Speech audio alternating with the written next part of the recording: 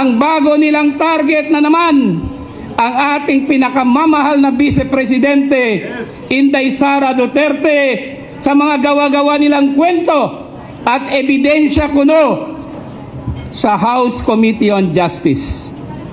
Napakawalang hiya itong mga taong ito. Ayaw pa imbestiga sa mali-malitang kickbacks na umabot ng 805 billion pesos. Sinisira nila ang kredibilidad ng 18 na mga sundalo, the Brave 18, para ilihis ang issue at makatakas sila. Sa tingin nyo, makakatakas sila sa atin? Hindi tanga ang Pilipino. I challenge Malacanang and Congress.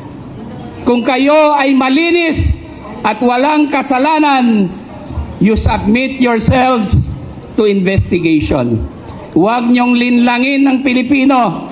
Hindi kami mga tanga.